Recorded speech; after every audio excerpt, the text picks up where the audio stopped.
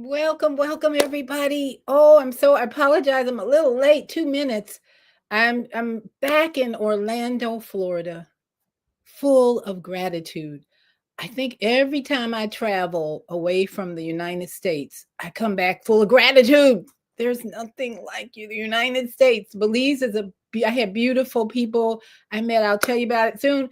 But I just want to give thanks to all of my faithful listeners, especially from um, Female Solution. Blog Talk Radio is now closed and out of business. And for the past 11 years, that's been my school of training to bring you entertaining, educational, and informative shows. So please don't forget to like and subscribe to my channel, because this is my main platform, main vehicle to bring you wonderful guests and informational shows. So let's give a shout out to the Female Solution family, because that's where it all started. Blog Talk Radio. Women have the power to transform this world. We can end crime and violence if we all agree to do one thing: share. Let's share our wisdom, share our time, share our talents, share our finances, but most of all, let's share our love. This is the Female Solution. Join me. So that's our Female Solution intro. We give thanks for all the years of faithful listeners. And now we're in Soul Purpose Healing and Viata's Tiny House Village. So let me give a little introduction to Viata's Tiny House Village. Don't forget to like and subscribe.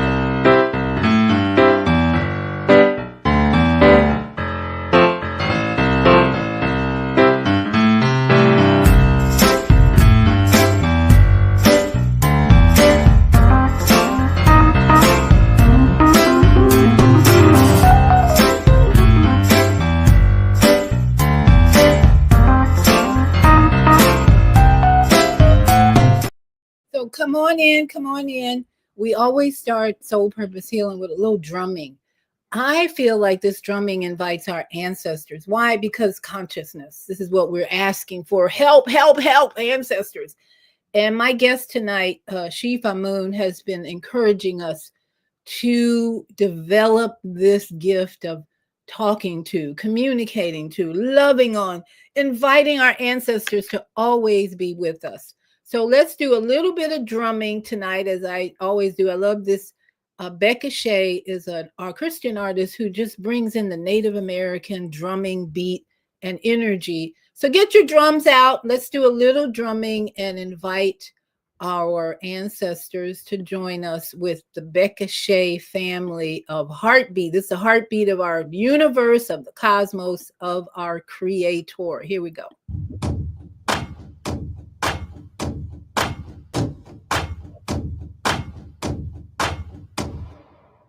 And has blood has ransomed people for God. From every tribe and language, people, every nation. Where warriors have fallen, there's a resurrection coming. It's your time to rise and shine. Wake up, you sleeping giant. The wounds of injustice are being healed by the peace of Yahweh. It's bringing us power through unity. Where warriors have fallen, there's a resurrection coming. Tribals come alive. Yeah, wake up, you sleeping giant. Your heartbeat, I feel it. Yeah, I feel your heartbeat. I feel it. Yeah, I feel your heartbeat. I feel it. I feel your heartbeat. I feel it. I feel it. Yeah, I feel it. Yeshua, bring us together. Bring us together. We cry. Yeshua, bring us together. Bring us together. Together we cry. Yeshua, bring us together. Bring us together. We cry out your heartbeat, oh, your heartbeat. This is the hour to know whose side to stand by. Raise up the standard in battle for every fellow tribe. Where warriors are fighting, there's a revival igniting. Search for such a time. Yeah, arise, you blazing fire. Brave one, stand firm and listen to your destiny. The rhythm of our Father moves with victory. Where warriors are fighting, there's a revival igniting. So, my soul, God, and arise, blazing fire. Your heartbeat, I feel it. Yeah, I feel your heartbeat, I feel it. Yeah, I feel your heartbeat, I feel it. I feel your heartbeat, I feel it. I feel it, I feel it. Yes, you are. Bring us together, bring us together. We cry, yes, you are. Bring us together, bring us together. Together we cry, yes, you are. Bring us together, bring us together. We cry out, out for your heartbeat, oh, your heartbeat.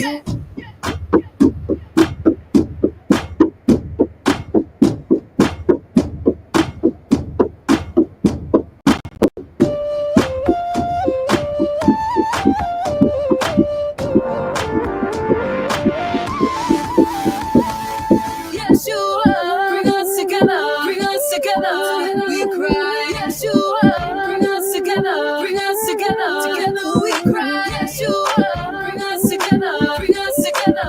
We cry out, out for your heartbeat, oh, your heartbeat. Yes, you are. Bring us together. Bring us together. We cry. Yes, you are. Bring us together. Bring us together. Together we cry. Yes, you are. Bring us together. Bring us together. We cry out, out for your heartbeat, oh, your heartbeat. All right, all right. We are back in the studio, and my guest is here. And for those of you who don't know the name Yahoshua, that is the Hebrew name of the what many know called Jesus, which is a whole nother show. But Yahshua, in my mind, is a spirit of love and truth. And the scriptures told us that in the last days he would come back in the clouds. Well, the clouds are right up here, and we got a lot of people in my life who are being anointed with a spirit of truth and love. It's beautiful, beautiful thing to observe people walking in truth and love, just like my brother Chief Amun, who's here with us tonight. And we're going to talk about we're going to talk about the 40-day preparation for the 40-day meditation for one.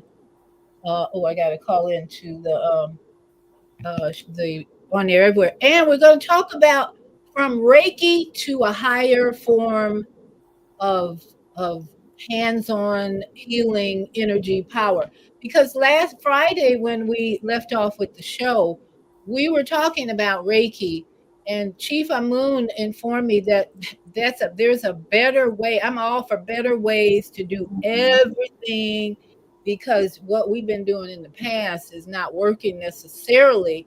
So if there's a better way, we want to hear about it. So that's what our Chief Amun is here to share with us. So greetings, Chief Amun. How are you this evening? I'm fine. How you Good. doing? I'm great. I told you, when I spent 2 hours in Atlanta airport last night. That was miserable because it was so cold. I don't know why they think they need to freeze us in the airport, but so waiting for a delayed flight. And so once I got to Orlando, I'm just grateful to be back home. The plane landed nicely. It's like these days with planes acting crazy and things, I'm like, the plane landed. When I got off the plane, I said, great landing. And the pilots are always glad to get a compliment on their landings for some reason. They say, oh, thank you. Yeah, great landing. So I'm in gratitude. So I'm excited to hear from you about not just Reiki, which I do. As I said on Friday, I practice Reiki on myself, and I believe that's why I'm in such great health, partly along with other things I do. But Chief, take us, maybe start with from Reiki to higher ways, better ways to use your own energy to help people balance and heal their body? Well, Reiki is you basically learn how to tune into your own energy field or the electromagnetic field or the aura, and to change that aura to a positive type field by thinking positive thoughts. And once you learn how to feel that energy, you're able to share that energy with others. It's basically taking that energy that's around you and then giving it to someone who needs it. Um, Sometimes that happens unconsciously when grandmother, who is filled with love, she gives you a hug, and you feel so much love from grandmother, and your aura will, well, her aura would dominate yours, and it would be a transference of energy. You see that? Um, a higher form of that is to awaken those the dormancy of the glands inside of the person, and they call it the kundalini or mbilili, that fiery serpent at the base of the spine. And some people hear about this from the Himalayan monks, and they talk about them doing levitation and telekinesis and so forth and so on. And so it multiplies that energy field times 10 or even more. And you can do all sorts of things with this power. Whereas just using the base bio electromagnetic field of aura and manipulating it to be just positive and sharing it, which is good, but the science gets deeper, where you can awaken that kundalini, that fiery energy, and that serves as the fuel for you to do many things. I mean, healing on a whole nother level, like we talked about telekinesis, um, many different sciences, alchemy, and so forth and so on. So those type of sciences, of course, it takes more than a three-stage certificate. But it's not to say that Reiki is not useful. And I don't like to really make comparisons, at least not publicly. But make comparisons to one as opposed to the other. Because if somebody wants to do Reiki, then I would say go ahead and do it. But me personally, I just wanted something more in depth. You see, and it gets very in depth to the point where you can sit in a room and use the power of your mind to suck energy into the body by utilizing the glands inside of your body, the endocrine system, and the other glands, turning them into powerful magnets to suck this energy into the body, and the body becomes like a battery or a capacitor. And once you get to the point where you can touch somebody hands, and you can lock their muscles up in their body, or their fingers, or what have you. So I mean, it's a lot more in depth, you see. But it's just about focus, dedication, and consistency. I mean, pretty much anybody can do it, but not everybody's focused. Not everybody has the discipline to be able to raise that serpent fire. And I would say some people are afraid of that serpent fire energy being utilized, being Yeah. promoted. Wouldn't you say, especially if you grow up in a Christian environment, household? So many things are called new age. I remember, I love Yanni. I don't know if you ever heard of Yanni music. That music got me through some really challenging times of my marriage. Yeah. Oh, I love it because his music is all orchestra, mostly no singing. It's just harmony. And people call that new age music. And I was like, new age music, whatever. I just know the vibration is healing for me. So even with what you're talking about, Kundalini energy is real and it's truth. And I mean, some people on YouTube and say you have to be careful because you can't raise this energy. What would you say are some of the cautions, if any, about even Kundalini energy or going into a new area or phase of healing like this? Well, doing any type of spiritual rituals, you always want to make sure that you're pure. It's kind of like trying to take, let's say, some high pressure fluid or high pressure water and pushing that water through a pipe that has trash in it. You see that? And it could cause the pipe to burst, or likewise in the body, you can have a short circuit if the person is not pure, because purity reflects in the energy, and that energy in the form of vital life force flows through the body. So if you have uh, let's say certain parts of your body just out of tune, and you expose your body to high levels of energy, you can damage the cells, or burn something out, or what they call a short circuit.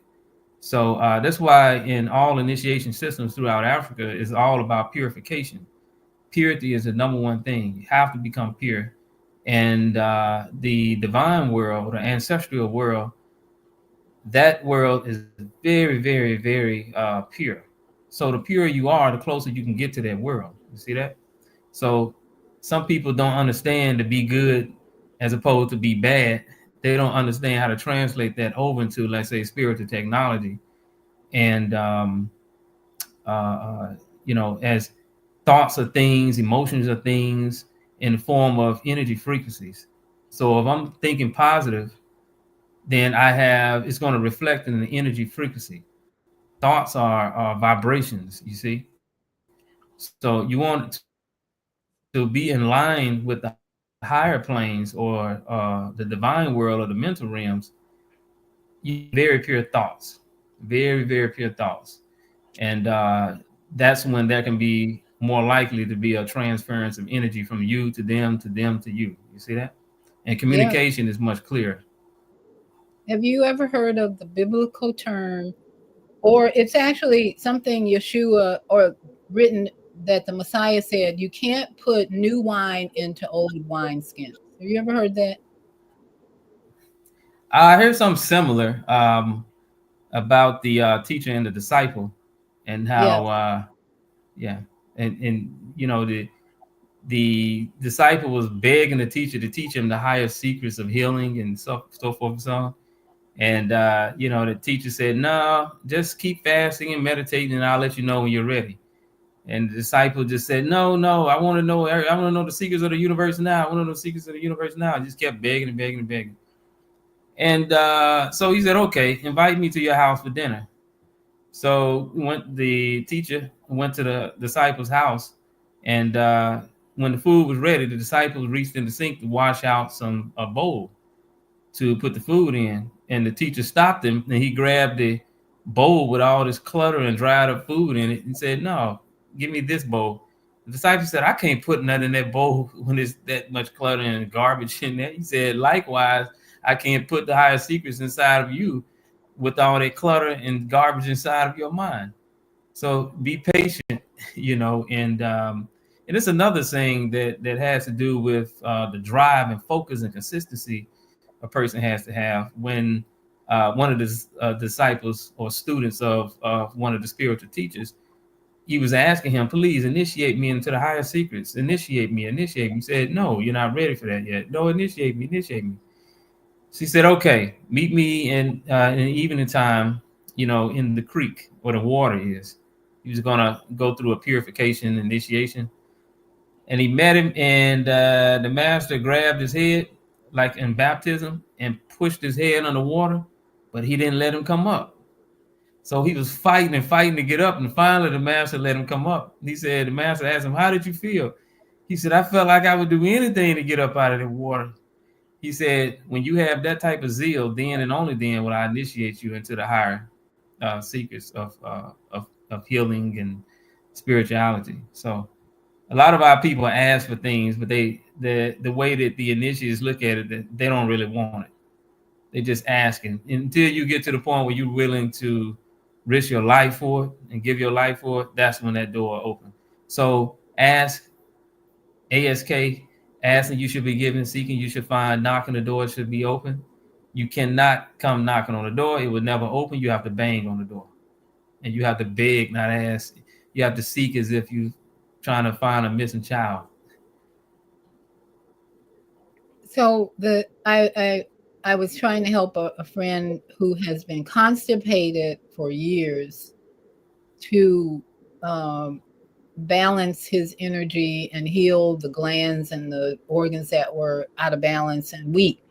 And the conversation about the new wine's skin and the old wine skin came up because he has been in the Seventh Day Adventist church for years, and he actually brought out a book by the woman who started Seventh Day Adventists.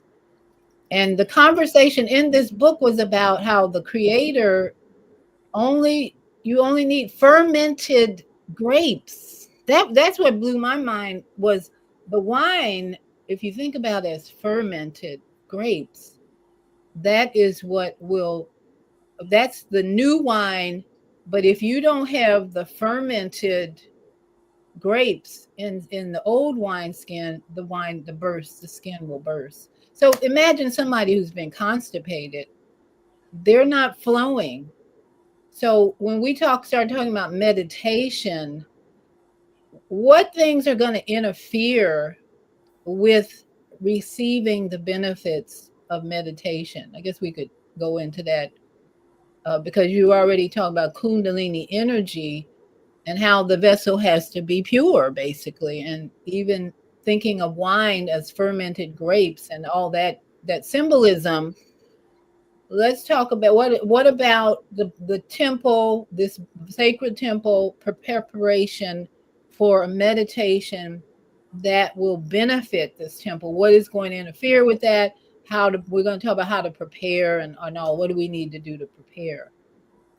Well, I think the mindset is that, spirituality is a way of life. It's not something that you just do, but it's a way of life. And so a person first has to look at, what they have on the table. Um, you got to look at, what type of music you listen to, what type of foods you eat, how you treat other people, what you think about most, what do you expose to your mind through the media. You have to look at all of that. Everything that's not life, you have to remove it from life, actually. And so once you look at every aspect of your life and make sure that your diet is covered, what you sit and think about is covered, so forth and so on, then you start the practice of meditation and stilling the mind. A lot of people run into things like, their mind is racing like a horse, just moving in circles. Well, that's normal when you first start, but it begins to slow down after weeks of practice until you reach a point where you hit stillness.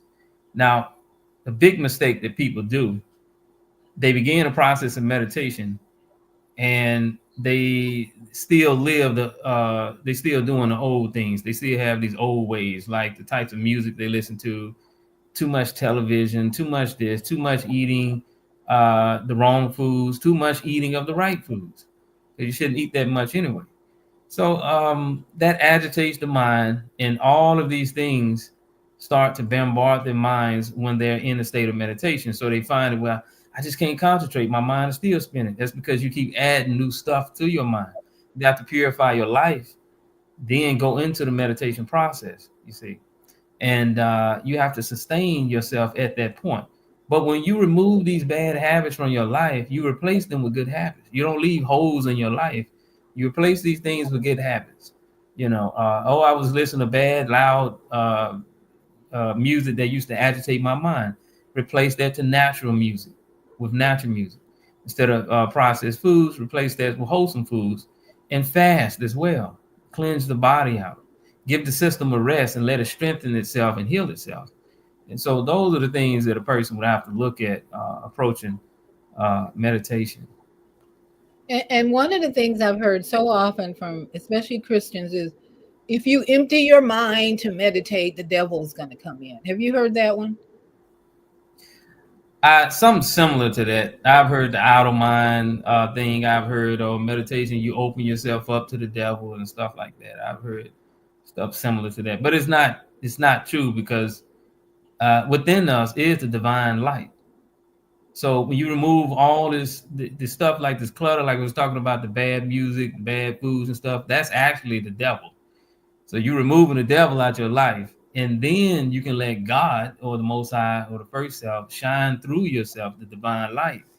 It's already there. It's not like you're trying to bring it in.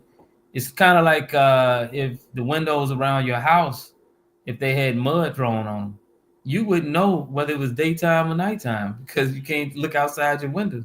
But once you start cleaning those windows, the sun is up, the bleep of light will shine through. Likewise, when you start to clean your life and become pure, bleeps of light shine through from the inner light, and it shines from within out. And qualities in your character will improve. Qualities in thinking will improve. Just overall, all the way around, full circle, a person's life will improve. So meditation is a part of the science of stilling the mind, so that a person will be able to listen to the God within. That's the whole purpose of it.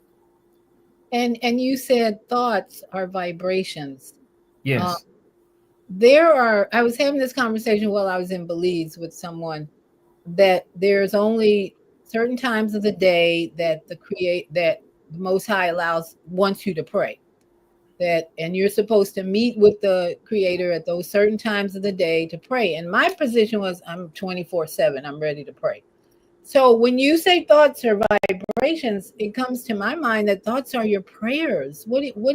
How do you connect prayer with what we're talking about tonight? Because prayer is big in the Christian community, big with people who are trying to be good, righteous, whatever. But maybe we better give a little introduction to what is prayer. And then when we're meditating, are we in prayer or what's going on? Now, prayer is talking. Meditation is listening. So, Oh, okay. prayer is the science of communicating with your inner self. The inner self, not speaking about your personality, but God within. The one is the creator of the earth, the moon, and the stars, or what some people call the higher self, the all-knowing. That voice of intuition that speaks to you is about communicating with God within. In all the ancient teachings and throughout the old scriptures, they always talk about the Most High being within. It's just when you had these political figures that were throughout history in these so-called great empires, they taught the public to always look for something beyond the clouds, something that you can't reach, some irreality or spook God. You see that? But the source of everything is within. So prayer is the science of communicating with that which is within you. Meditation is listening. It's the science of listening, how to still the mind, so that once you pray, you go and meditate and listen to the answer come back. You don't just pick a phone up and just call somebody, say hello, da da da da da da da, and then just hang up the phone. You see, you don't get no answer back. So so meditation is it helps you to learn to still the mind, and once you get good at it, then it's a back and forth communication, back and forth, back and forth. No matter where you are, you become the prayer at that point. You become the stillness at that point. So you could be walking through a store, a grocery store, walking out in the field, and you're constantly communicating with the Most High, as you call Elion, Elion, Al. So, so that's what that is. A prayer is the science of communicating with your inner being or higher self. And meditation teaches the science of stillness so that you would be able to listen. So whatever you're thinking is a communication to not only the kingdom within yourself, but it's also, you believe it's a communication to the cosmic universe that we live in.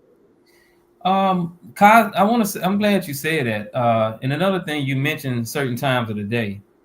A lot of ancient teachings, a lot of ancient African teachings, as well as ancient Native American, well, the black people that was here thousands of years ago in Central America, in which the empire stretched up to the north as well as the south.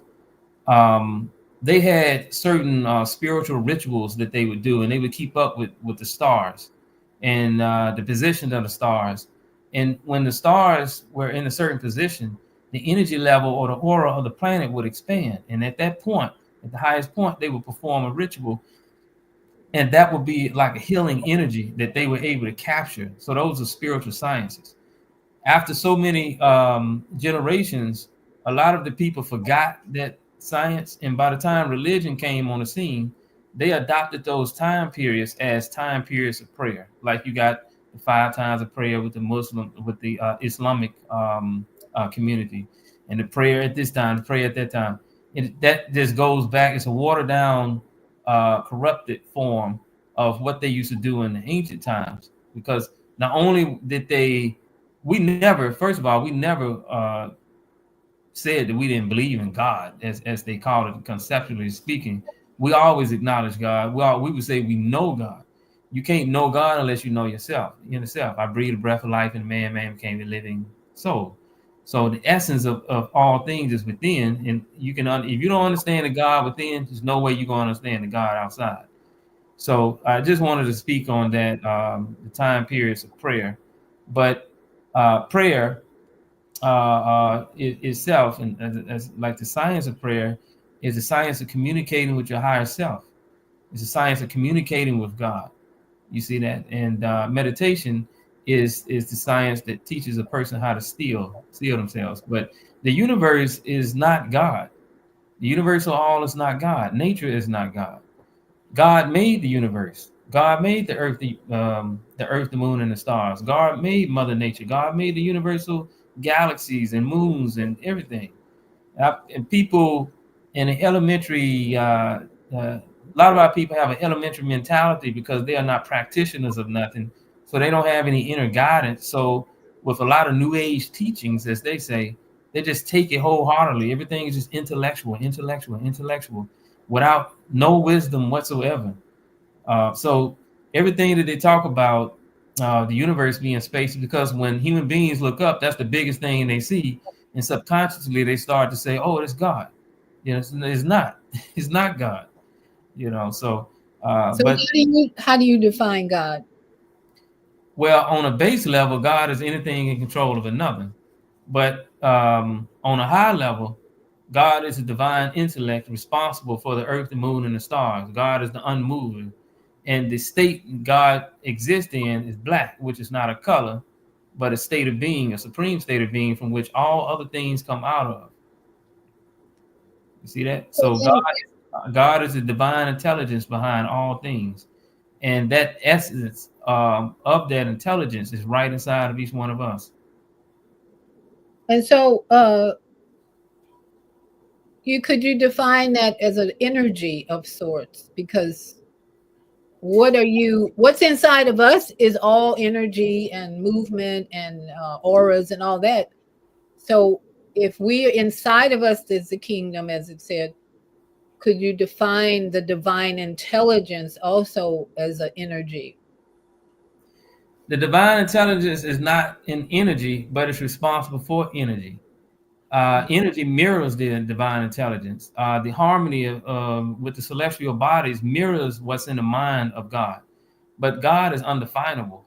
A person that is a part of spiritual systems, when they go through these spiritual systems and they reach a state of what you call cosmic consciousness or divine unity or divine unification with God, I spoke about that the first time. When you get to that point, you no longer see yourself in the standpoint as the individual, but you see yourself from the standpoint as God. You see, so it's not definable with words, but to reach that point, it's an experience. It's a shift in consciousness and experience. Words only become attributes of that thing. Like in the Islamic, they have all these different, like the 99 plus one names of Allah, and that correlates to the 100 elements. And then, in ancient African terminology, they have all these different gods like Nibiru. They have Nun, Nunet, he had, Kek, he had, Wisir, and many other gods that correlates with those 99 plus one names of God. So throughout even the Bible, there's so many different titles like Elion, Elion, El, the highest God and stuff.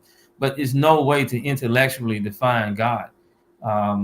Those are just tools or pointers to point in the direction for, let's say, an elder is trying to help a student reach that point. And that's through tremendous amount of purification, meditation, rituals, and just living And I hate to use this as an example, but living a life of a monk, you see, like a monk in a monastery, how they negate all things and become one with the essence and things like that. But nobody can define God in an intellectual way, but they can try to describe that or speak on it so somebody can get the idea. But even the idea is less than to accept it wholeheartedly as, okay, that's what God is, you see. Okay, that's something to chew on. As Mama AZ would say, let me put that in my peace pipe and smoke on it. Because we're all, many of us are looking for a close relationship with the Most High. And what that means is maybe different, as you just described. It can be different because it can't be put into words you're saying. It's a divine intelligence. So how, if I'm looking to have a close relationship with my creator, the Most High, there are things that I can choose to do to have that closeness, or at least to have that consciousness of what the divine intelligence means, right? Yeah, of course. Of course. That's the words. The words are just used to describe something or are there for pointers. Like we were talking about, you know, it's a brown and a white horse jumping over the fence, right? So we say, look, the brown horse jumped over the fence. The white one did too. But we didn't connect the word horse to the color white. We only said the white one jumped too, or the white one did too. But colors can't jump. So we just use words to describe things. And everybody has intuition. Everybody feels things. They don't understand why. Even children, they feel danger. They feel happiness. They feel this. So when you tell somebody, hey, purify yourself, meditate, go do this prayer, do this. And when they do it, they always come back and say, I just feel so much better. I feel so wholesome. It's like my whole body, they got all these spiritual experiences that they have. Imagine you have people like that dedicate their whole life to that. I mean, just spending days and days and months and years with such a lifestyle, you see.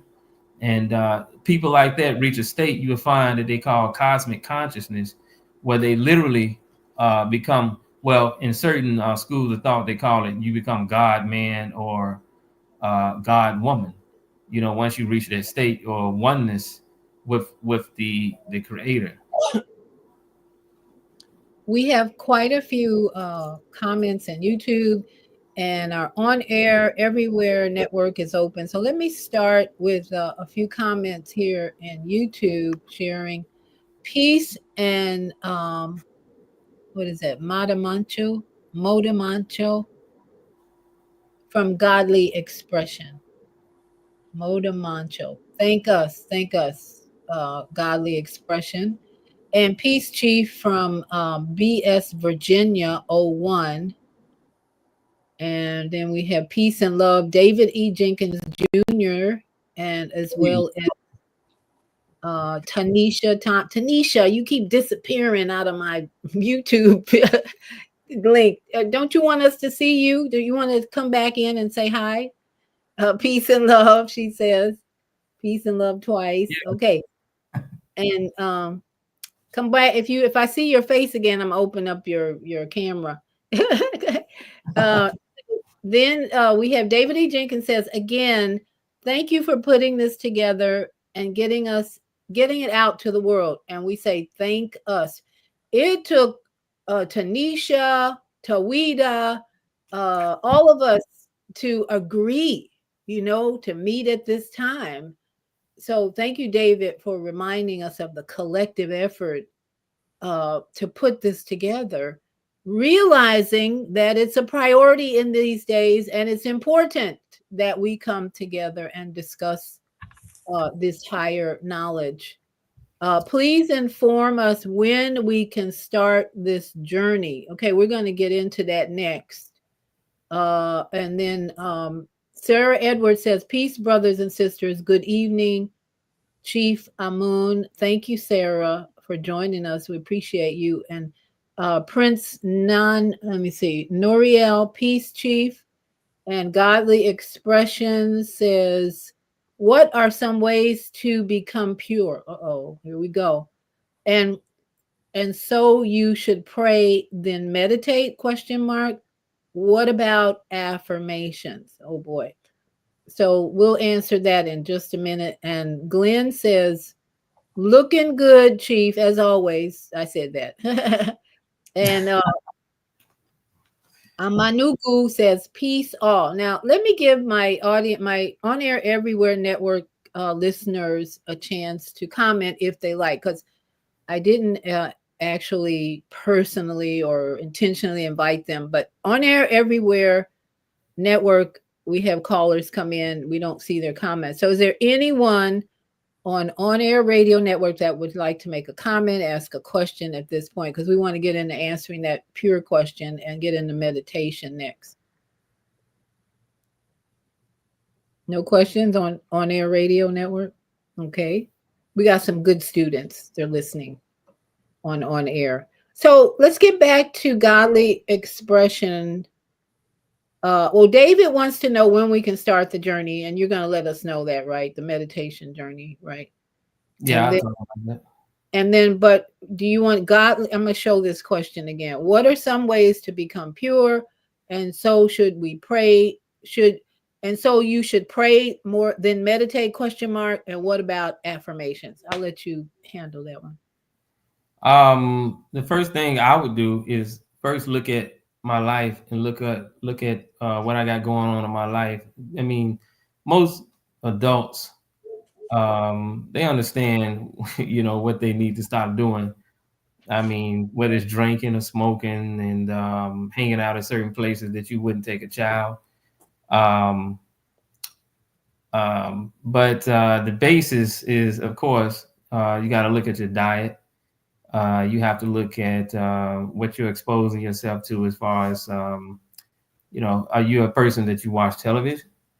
Are you a person that listens to demonic music that you may call rap music or some forms of R&B? So you have to look at those things, and you have to cut those things out and swap them out with better things, like more wholesome music, foods, processed foods, and things like that. Like I say, there's a book called How to Eat to Live. You can go get that book offline for free. I don't know. A lot of people try to say, "Oh, that book is outdated." Look, 2 + 2 was 4 in the year 1908, and 2 + 2 is still 4 in the year 2025. Truth is truth. So get your hands on that book and follow the dietary regimen. Like earlier I mentioned music, certain people that you hang around. So it just depends on what you have. You have to look at yourself. You got to sit down with pen and paper and start just write down all the aspects of your life, and use your intuition and start crossing things out and replace those things that you're crossing out with healthier things. That's the first step. And I would add, I think you would agree, listening to your body, that will tell you need to make some changes, and then you need to write down maybe what changes might help my body, be pain free, and get some therapy, counseling, some support, some help.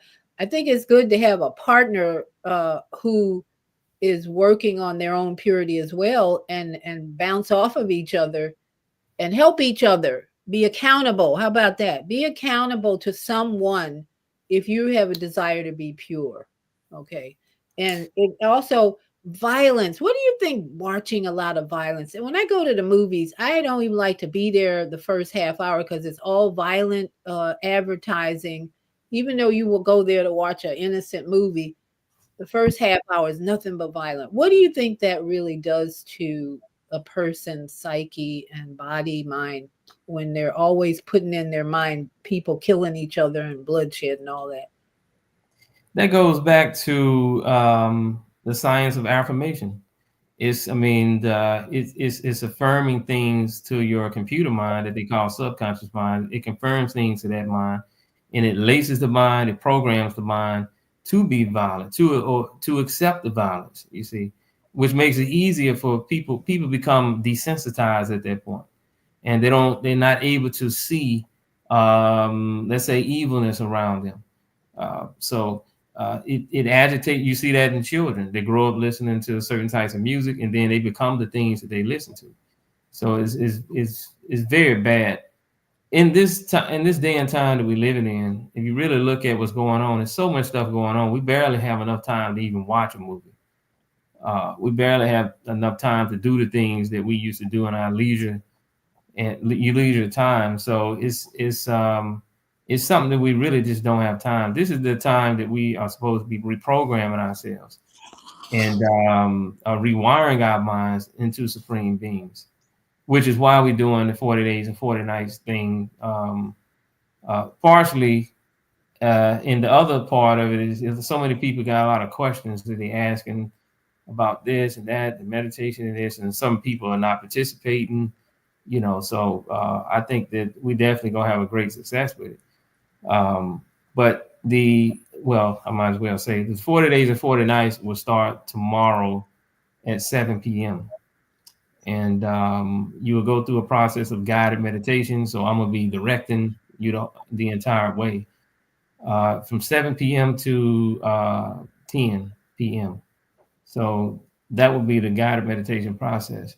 Something you definitely don't want to miss. So if you're interested, like I say, just email me at the amun5005@gmail.com email address, and I'll get to you. You also spoke on accountability. We have a private group on Facebook called Amana Kingdom, and then we have sub circles of Amana Kingdom. A lot of people doing the Black Root Science exercises as far as working with the memory, increasing the memory recall system, the dream science system, where people are recalling the dreams and doing fasting and meditation and so forth and so on. So those are definitely great things that you would definitely want to be a part of. Okay, so you're saying it starts at 7 tomorrow. If you miss any of the 3 hours, is that okay? Or if you miss a day, is that okay? How does that work? What is your recommendation for being consistent or not? Or what happens if you can't be there every day? I mean, it's up to the person. I mean, you can't put a chain around somebody's neck and drag them to the meditation session. But I mean, if they can't make it, they can't make it. However, I will say this: when you really look at people and analyze their reason for not making things, 9 times out of 10, they're really not dedicated to it. It's somebody got a test tomorrow and they're in college and they're gonna push everything in their life. I mean, even act like their life is on the line to make that test, you see, or study for that test. So, our people are not putting forth enough effort to invest in their own souls. They don't take this stuff serious. They take it like a hobby, like, oh, let's do this, is there something else to do? And that's not the case at all. I look at it as life and death. Our spirituality, the greatest resource of all is our mind. And we have to follow our inner guide. And it's literally our savior in this day and time. You say our inner guidance is our savior. That's right. Not that man Jesus. That's the most high inner guidance. Well, in the monarchy, we follow the wisdom of the elders, the teachings of the elders, and what they do teach is that what Yeshua HaMashiach or Isa ibn Miriam taught is 7 levels of teachings, and he was a supreme being or a master teacher, but there was others that came with the message, and what they taught is very important as well. But we're not really into, let's say, worshiping Jesus and so forth and so on, but adhering to that wisdom that he gave so that we can make our lives more wholesome, you see. So if evolution is the solution, which is one of my teachers, but his promotion is every time he's conducting a teaching, how does meditation help us evolve? Meditation, it does everything. I mean, you have let's say if you go swimming when you swim, you exercise every muscle in the body. Whereas opposed to you go to the gym, there's just certain things that you would focus on. Here, you focus on this part of the body, you focus on that part of the body. Concentration focuses on this, visualization focuses on this. Meditation actually does everything. It does, it's like a full body workout. But that doesn't mean that we don't need the emphasis of concentration. But meditation, it evolves us and expands our consciousness. Because what happens is the more still you become, especially in this day and time, you get closer and closer and closer to that divine consciousness. You see, and the more you get to that closer to the divine consciousness, all the different aspects of your character begin to upgrade itself. All the thousands of different aspects of your soul becomes, and your soul, which is the personality, aligns itself with God within. It becomes closer and closer and more aligned, and that person becomes more and more and more mature. And this is on all levels: mentally, emotionally, physically, everything. And we have another comment from our sister, Mama Bonfire. She says, thank us for you and this beautiful, beautiful brother. Aho, she's out there in Arizona with the natives. So thank you, Mama AZ. Good to see your name and energy. I haven't seen you for a while, so I'm glad you're still on the planet. So can you give us a little sample meditation tonight, a guided meditation tonight, maybe a short one to help us kind of prepare Yeah. for the journey that we're on. If you want to be in a full body workout this week, the next 40 days, then Brother Amun, Chief Amun, is going to give us a little sample, maybe. Well, I'll just say, go ahead. No, go ahead.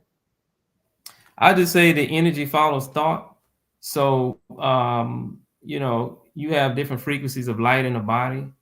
And I sometimes utilize these frequencies of light to strengthen different parts of the body, different organs, and so forth and so on. So I may say, relax your mind, be still as a lake, or still as the water on the surface of the pond. And, imagine a great sphere of light revolving around you. And this light is possessed by light, life, and love, peace, prosperity, and power, joy, and kindness, and then vigor, vitality. And now at this point, imagine this light, as it revolves around you, begin to beacon you in comfort with love and caring. It then descends down into you from the top of your crown seat, down into the center of your brain. It energizes your brain. You feel the love in your brain. You feel balancement. It descends further into your heart.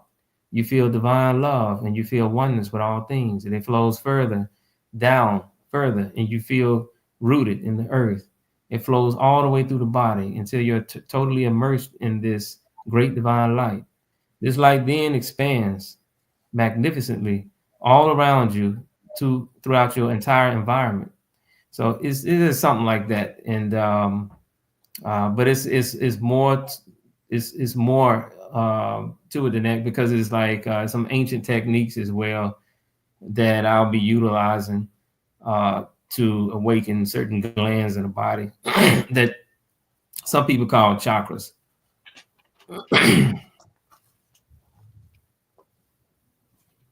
So what if, to 7 to 10, it's likely that people might fall asleep.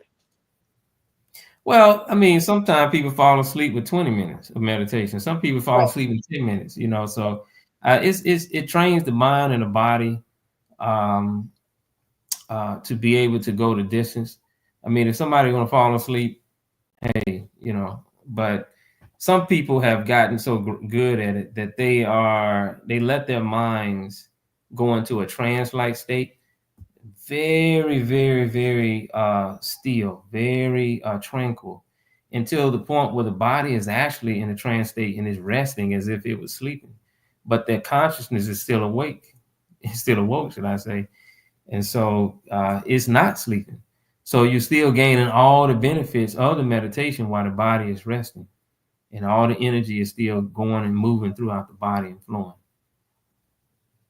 Now, if someone has had a major health challenge and they're coming out of that, like for instance, I've had 3 women last year who told me they had a stroke. So, two of those women I know are on the other side. Well, actually, all of them are on the other side of that event where they had to spend time in the hospital, and they're out of the hospital, and usually people are doing a lot of supplements after that, and trying to do juicing and all that. How do you can this type of individual participate in a 3-hour meditation, or do they have to do some other work? How would you prepare them for 7 to 10 meditation for 40 days? That's different. That's very different.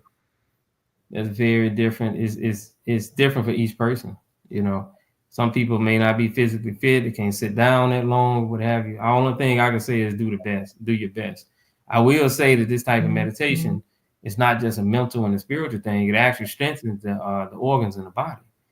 Um, so it's not like that's why I always say that spirituality is not something that's isolated over there. Spirituality is everything. It's everything. It's nothing outside of spirituality. Even physical is within spirit. You see. So anybody that has some kind of like some ailments or what have you, this would definitely be a plus for them. If they can't sit for 20 minutes, then they don't have to sit for 20 minutes. It's not like they're going to disrupt anything anyway. You see, I'm just saying that the distance that it will go is 3 hours. And for those who want to go that distance, they can go that distance. So it's the person's choice. So, is there a cost for this meditation for 40 days? Yes, it is a cost for the meditation. The cost is a $50 donation. Um, and the courses that we have, all the courses are 300. And those courses, they span about 6 weeks. But to start on Monday, which is tomorrow, they just need to email you to find out how They to need to send. email, yeah, to find out the process. And I probably would just get information to Sister T, or what you call Tanisha, and we'll go from there.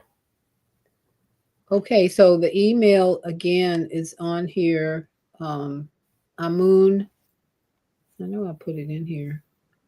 Amun 5 AMUN 5005 at gmail.com, right? Yes. Now, do you play And music during your meditation? yes, Okay.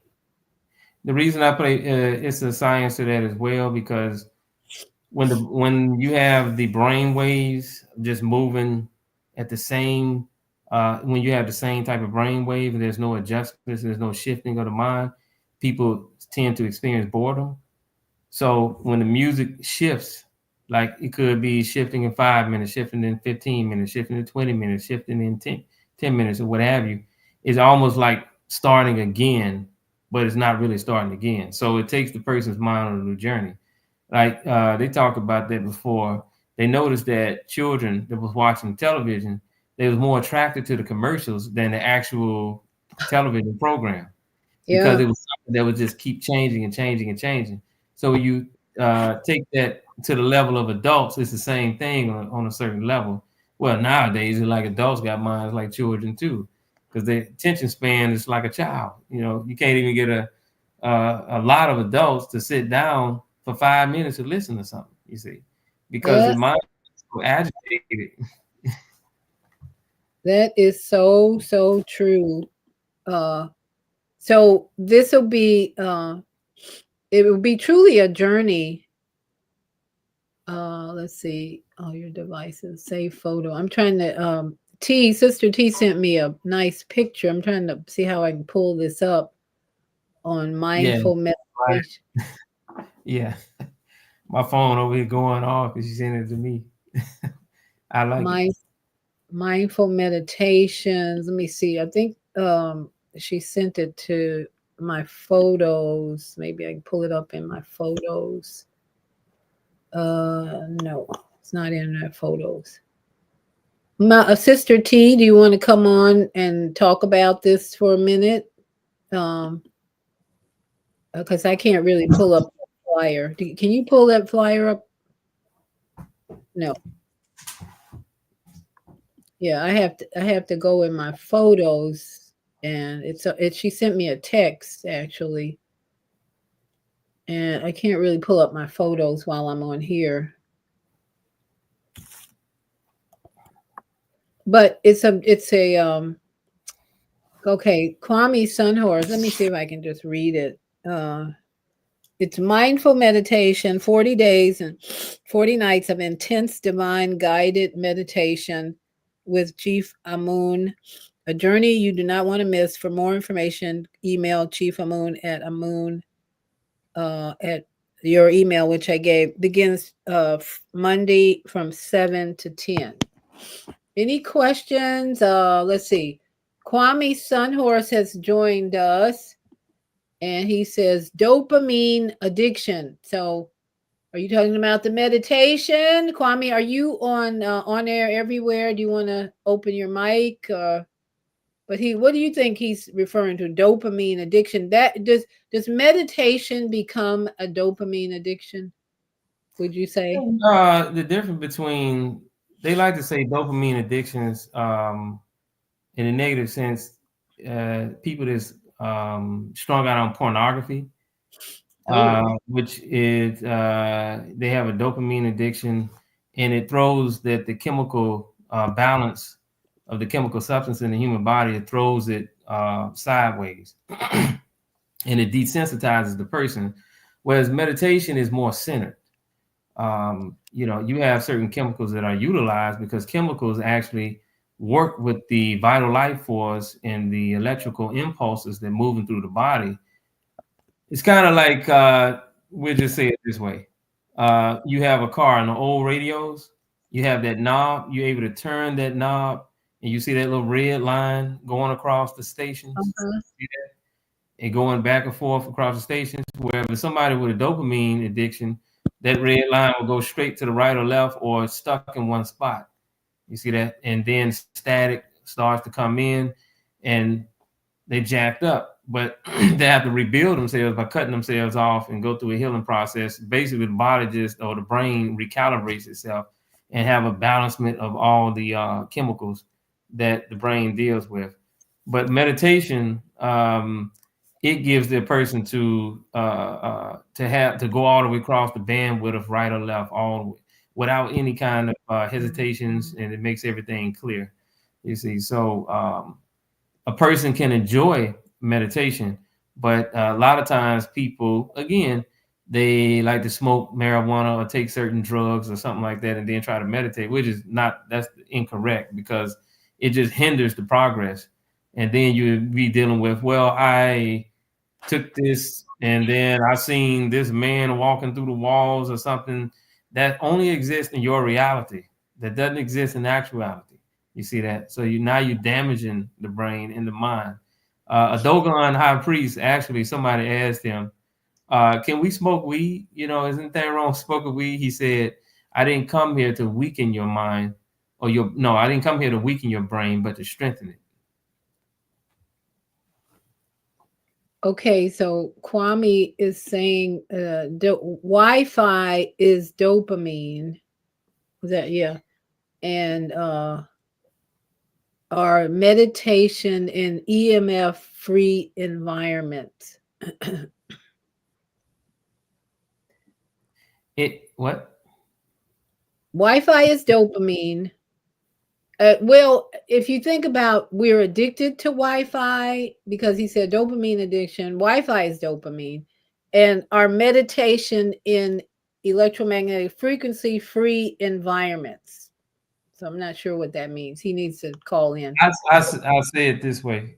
I would ask him to rephrase what he's trying to say, but or what he's trying to ask. I'm not sure if he's asking a question, but when you're dealing with the bioelectromagnetic field, and when you're dealing with the radiation that's out in the atmosphere right now, uh, what they found is that when you're chanting Om or doing these intonations, or when you raise the frequency of the bio, or expand the light in the body, it acts as a barrier to all those harmful radiations, microwaves, and all these other harmful frequencies that's out in the atmosphere, such as EMF. You see that? So that's why a lot of times, and you also get more psychic. You see, and that's why a lot of times people go through a long period of meditation, and then they reach for their cell phone and they feel pain. You see that? And it's Oh, because they have opened themselves up and become more sensitive. But when you open yourself like that and expand your light, it immediately it acts as a energetic form of fasting, because it begins to repair the cells in the bodies as well. Just like fasting, when you have, it produces a lot of stem cells that go and prepare damaged cells. You see that? So meditation helps a person to expand that energy to act as a barrier or a force field, to block out all those harmful radiations. right, right. So Kwame, I think, is on air radio network. Do you, Kwame, your mic is open. I just heard your voice. Thank us. Good evening, Sister Viata, and greetings to my brother Amun. How are you this evening? Brother, how you doing? Very grateful, and thanks for asking. My question was concerning dopamine and looking at doing a meditation, Papassana. I don't know if you're familiar with Papassanas, where the silent retreats where you go away into like an ashram and you're there for 10 days or however many days that you do, a 30-day, 10 days, 20 or 30 days. I got you. And there in those environments, you're in a EMF free environment where you're more basically in nature.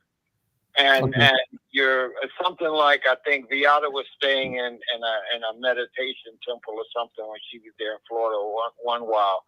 But these are environments, like I live in 2 acres of woods in nature.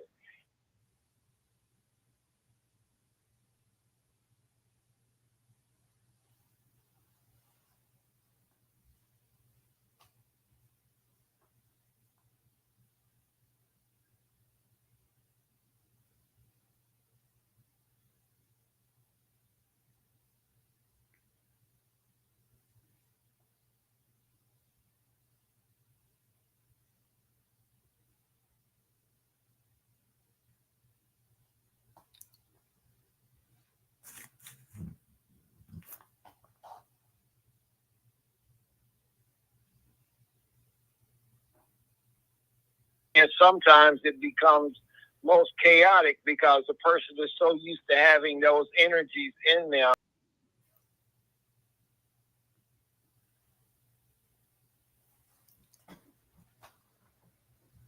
Did you get that? I was trying to bring up his picture. That's why I'm here. I didn't get it. I didn't get it. I just know he was speaking about you go and spend 20 days at an ashram, which is actually another name for temple, and there's no radiation and things like that. That's all I got. Okay, what I'm asking is, my question is, you talking about doing the meditation. I'm going like, okay, if people have spaces to where you could go out and ground yourself in nature, but if you're in the north and you're in a place in the winter, you can't have that. So how do you see, because you were talking about playing the music and the frequency, but grounding naturally and then doing it in Wi-Fi, electromagnetic field houses, and doing that. You see what I'm saying? I got him. I got him. Well, what happens is, the schools of thought, they teach us that, well, I experienced this myself firsthand. When you strengthen your bioelectromagnetic field, you take that which you can like out in the woods. You know how you go out in the woods, you say there's no EMF. you take that environment, you create that environment around yourself. Once that bioelectromagnetic field strengthens, it begins to create that environment around you. You see, and then you will feel wholesome as if you were in the woods. You see that? But some people prefer, oh, well, I don't want to create this thing. I just want to go, which you can, that's your option. You can go somewhere where you don't have any of this and you just go and you sit and you start out at a peaceful state.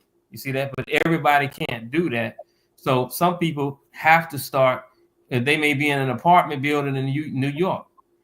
If they tap into themselves, which they can tap into themselves, especially in 2025 when everybody awakening, that energy within them begins to grow and it expands outwardly and it creates that barrier around them and they can get the same sensation.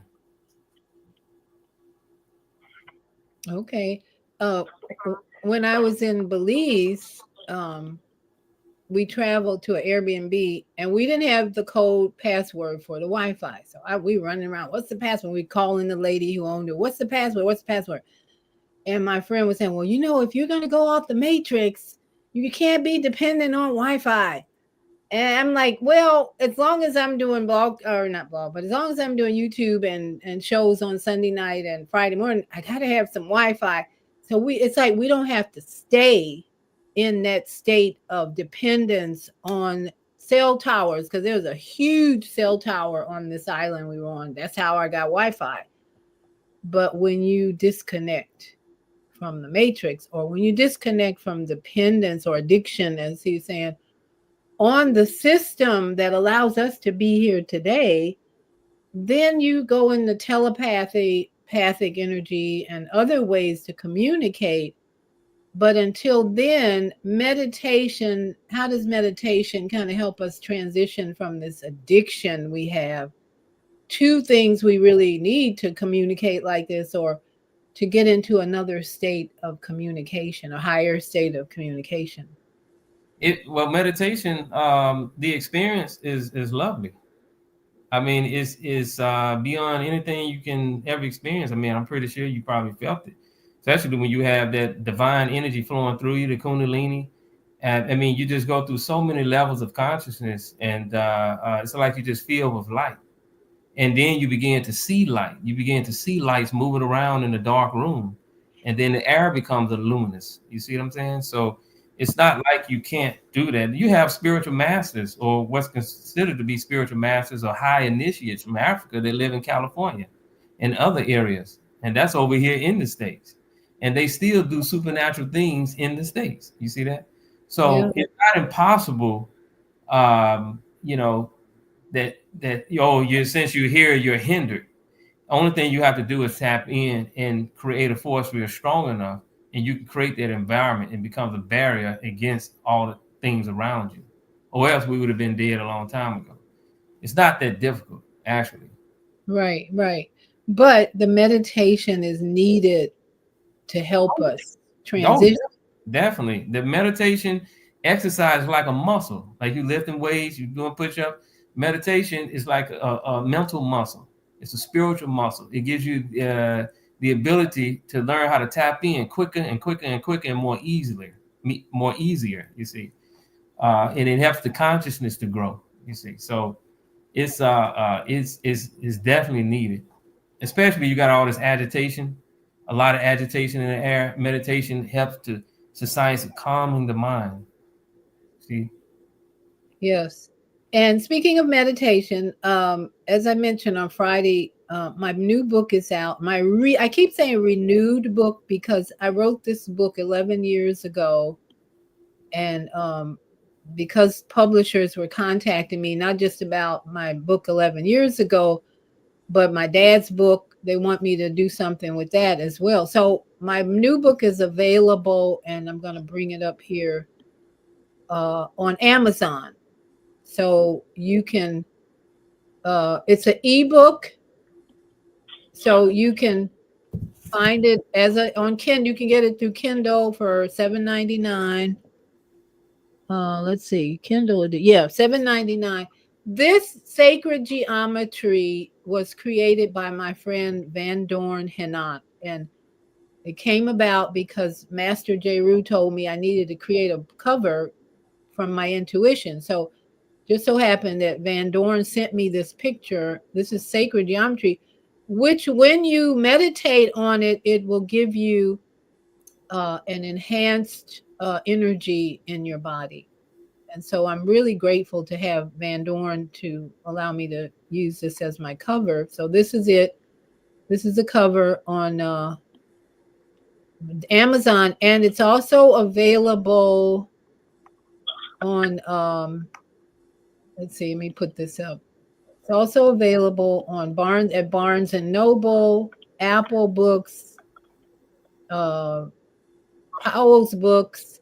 So please check it out. It's a manual on how to prevent disease in your body, and it was written as out of my sister's journey with breast cancer, where she taught me a lot about the energy of emotions that will cause disease to flourish. If you're not in a higher state, a higher vibration and frequency of love, forgiveness, and joy, that's when you will have your body will start to change the cells in your body, mutate and cause tumors and so forth. So this book will give you my journey to discover that in different people, as well as how I'm keeping my body pain free and energized at my age. So here's the information on where you can get it. And as I said, uh, it's available on Amazon and other places. So I know you have to leave. Sister T sent me a text. So Chief Amun, final words. The email is here for you to contact him if you want to go on this meditation journey starting tomorrow at 7. You want to email him at amun5005@gmail.com. It's your choice, your decision, your time to move into this place of evolution. I would say it's going to be a journey of evolution. Any final words, Chief? And then I know you have to leave.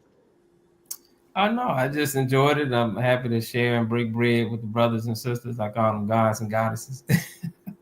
But I just advise everybody to continue to allow their ancestors to guide them and to be more conscious of the Most High within them and their inner voice, because it's never wrong, never. Yeah, and how do people listen to that inner voice within? In the book Black Root Science, there's exercises for that. The book that was written by tribal members of the Bakatla people of Botswana and South Africa. They put certain exercises in the back of that book that teaches you which the higher self, they also call the first self, as in the first thought, the first self, and how to listen to that voice and become more keen to that voice, and how to turn the volume up on that. There's other things that you could do as far as mirror exercises, going before the mirror and so forth and so on. So you can get, if you want the Black Root Science book, well, I tell you what, if you contact me, I can give you a free PDF copy of the book. And if you email me at amun5005@gmail.com, I'll send you a free PDF copy of that book. And just go to the back of the book and you'll see all the exercises there. And I think someone was texting me, asking me, or someone was asking to show the meditation. So here's the flyer: mindful meditation, 40 days. And I'm trying to figure out where else I can post this. If you, I know what. She sent that to me in a text. I'll put it on my Facebook page tomorrow or tonight. I'll put this flyer on my Facebook page tonight. Yeah. as a reminder. And are you posting it? Do you have a Facebook page? Yes, we run the Black Root Science page on Facebook, the one that has over 400,000 followers. What? Yeah, What is it? Black Root? Black Root Science. Everything is capped. Black is capped, root is capped, separate words, and then science. Only the first letter is capitalized. Everything else is lowercase. So if you go there, that's one of the pages we operate from. We also have a private page that has about I don't know 1,800 people, and then we have my personal page is Salah L, SALAAH hyphen EL. So you can go there, and I got a lot of writings that I post, inspirational writings. Okay, I posted Black Root Science Facebook page. Do you post this when you meet me on Topper? Do you post that on those pages as well? Most sister, we have a sister that does most of the posting. Sometimes I go in there and I post things, but I will post this flyer. I'm just now getting it, just like you just now getting it. Oh, okay. Well, Yes, I T, will. Sister T developed that. She did that. I'm just now. Okay. Well, I'll post this on my page tonight. All my pages, in fact, I'll post it tonight, and we'll see what happens. Gathering those who are hungry. You know, you said something about one of the ways to prepare is to change your diet, and diet is inclusive of what you're seeing, what you're hearing, and what you're putting in your mouth. Yeah, it directly correlates with the consciousness of the person. And also in the schools of thought, they teach that any initiate that always had food on their stomach, they never ever developed any feats of magic whatsoever. Say that again. Any initiate who had food on their stomach? Yeah, like people that eat too much, it's always gobbling up stuff, snacking and stuff like that. They never climbed the evolutionary spiritual ladder inside of, let's say, the temples of ancient Egypt or certain initiations amongst the Native Americans. They only ate when necessary. As a matter of fact, the highest initiates, they would eat once every 3 days, sometimes once every 7 days. It's just hard to do in this type of environment unless you're not working at all. Well, that's why we all should be working on our diet and especially eating less. I'm like one meal a day is enough for me. And meal, why by meal I mean just eating like maybe two or three courses versus drinking a smoothie. Sometimes I'll make a smoothie in the morning, but that's it. Sometimes I don't eat anything till afternoon. But all of us who are on this journey to have develop our intuition and our intimacy with nature and creation and all of this should be eating less food at this point. Yeah, less wholesome food. Even learning how to combine foods is very important. So you can take wholesome food and combine it the wrong way and have certain chemical reactions in the body. And one sign of that, or negative chemical reactions in the body, and one side of that is gas. That's one sign of it. So um, Yeah, and that's because when you fruit, there's an old rule of digestion energy. Fruit should not be eaten with any other food because it digests quickly because of the simple sugars. If you eat, especially something like watermelon, and with a steak or bread, you're gonna have gas because oh, that watermelon is meant to be digested quickly, almost like it's like water. And if you try and eat watermelon, and you know, I notice at Chief Amun at picnics, they do that all the time. It's watermelon, it's barbecue, it's potato salad. We just stuffed all that stuff together, and I'd be thinking, whoa, that's not gonna be good. That's not gonna be good as far as the gas that's gonna be created. But that's one of the things we should start being more conscious of, don't you think? yeah, definitely. So I think we have enough information out here, enough knowledge out here where nobody should be confused, really, if they are doing some kind of spiritual practice and allowing their inner selves to guide them. They shouldn't have any issues as far as being confused. And but we have enough information out here to transform into supreme beings and be, or to be get back in our right state of minds. So That's it. We have amnesia about who we really are, the goddesses and queens and kings that we're meant to be. And this society, the United States especially, back in Belize, it's a much simpler life, a lot of poverty, unfortunately, but they live a simpler life. And yet here in America, not so simple. We have complicated our lives in America with all this materialism and all this. So it's time to go on this journey. We encourage you to join Chief Amun this week or tomorrow and start a journey, because it's not going to get any better. You think this helicopter running into this plane was an accident, then that's where you're deceived, because that's what's happening these days, intentional, that we need to be aware of, and why we need to develop our intuition, because you don't need to be in the wrong place at the wrong time. You need to be in a meditative state in nature or somewhere with your eyes closed, listening to Chief Amun for the next 40 days at 7 from 7 to 6, not in some oh my God. some joint, listening about smoking joints or whatever. So thank you so much for all of you here.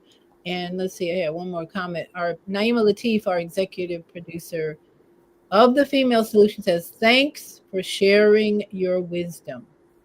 You're welcome. And that is exactly why you're here. And Kwame says, thank us. Good show. Thank you, Kwame, for sharing your wisdom as well. That's why we say thank us. And all of our global family, we're going to say one thing. Are yes, you gonna join? Are you gonna join us? Yeah, I'll be there. Yeah, I'll be there. Now my grandkids are here, let's see, tomorrow and Tuesday, but they're usually preparing for bed around 8, so I might be a little late, but I'm gonna try to be on time tomorrow. People tell me I need to work on my timeliness. Yeah, we look forward to seeing you, and want to hear the results of what you thought about it. So. Oh, okay, sure. Yeah, because I'm all about meditation to resolve anything and everything in my life. The deeper, the better, the longer, the better. And that's where I need to be disciplined, is going longer. Because I can meditate. I meditate every morning.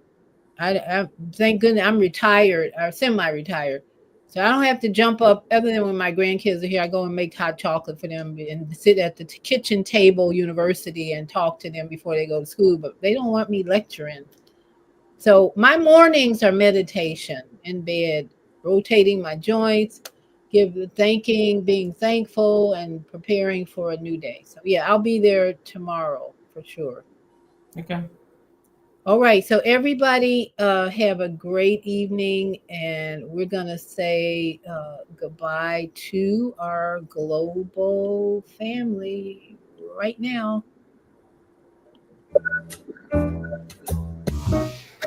We've come to the end of our show today. If you missed any broadcasts, go to our website for the audio and video archives at www.thefemalesolution.com. On behalf of our team of radio hosts, I'd like to thank all of you who participated in today's discussions. And to our global family joining us from all around the world, we say thank you. To our family in China, xie xie. India, Dhanyavad. Japan, arigato. Korea, kamsamnida. Russia, spasiba. Germany, danke. Poland, dziękuję.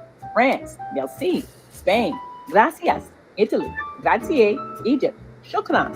Ghana, madasi. Nigeria, eshe. South Africa, Ngiyabonga. Senegal, Jaref. Kenya, Asante. Israel, Toda.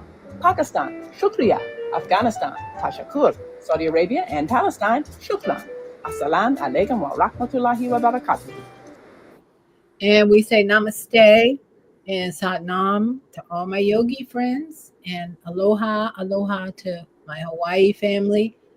And again, we send out love to North Carolina, who's still recovering from their hurricane winds, and California still having fires. And oh, yes, we just send love all over the planet because there's something going on everywhere. So, Chief Amun, we'll see you tomorrow. Have a good evening. And thank you all for being here. Everybody's come back tomorrow morning. Zelda's Monday morning mindfulness. I didn't see anything from her this evening. We send out love to our sister Zelda. Another person in her life has transitioned. So she's in the school of transition and grief this year already. Again, so we just send out lots of love and comfort to her as she processes another family member leaving the body, which is part of life, but we know it's a period of adjustment. Love you all. Mwah, mwah, mwah. Take care and see you in the morning.